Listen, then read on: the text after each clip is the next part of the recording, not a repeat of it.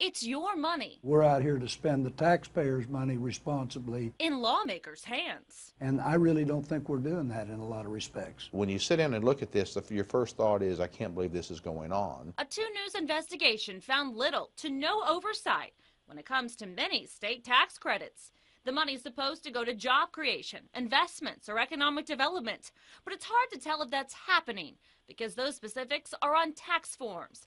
Tax information is protected by law. Everything we have is confidential until the law states that we make it public. But State Representative David Dank and the state auditor fear that could open the door to abuse. We don't have any transparency. Here's what we do know: the value of the tax credit, who gets it, and a vague description of what the credit is supposed to be for, such as job creation. That's where the public information stops. We don't know specifics on how the recipient plans to meet the guidelines of the tax credit, or even more concerning for the state auditor, if that's how the credit was used. It's such a secretive program that the citizens of Oklahoma don't know. So as part of our investigation, we looked over the information that is public.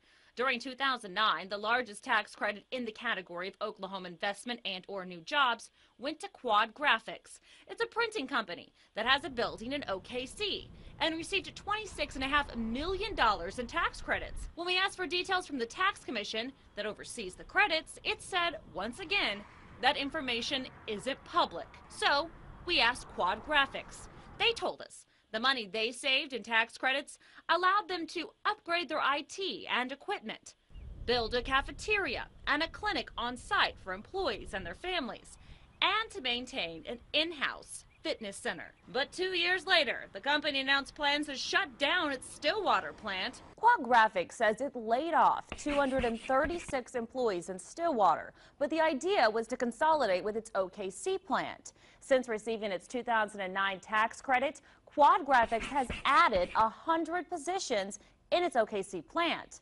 and plans to add up to 75 more positions. But when you do the math, that's still a loss of 60 Oklahoma jobs, while Quad Graphics received $26.5 million in tax credits. When we asked Quad Graphics about the job cuts, it said it followed tax credit guidelines, saying the tax credits are for job creation and/or capital investments, such as plant expansion and equipment additions and enhancements.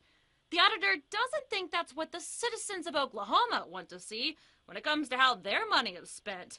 He says it's just one of many examples. Remember that somebody's going to get up over $100 million worth of tax credits, and we don't even know exactly what it is they've done or why they're getting them. Still, others argue without the credits, some developments like this one in downtown Tulsa wouldn't happen. Connecting the Mexicali and the hotel. Architect Mike Sykes says it was funded by a historic building credit. The misconception is that there's actually a handout, a check that actually comes to you, and there's no check that actually comes.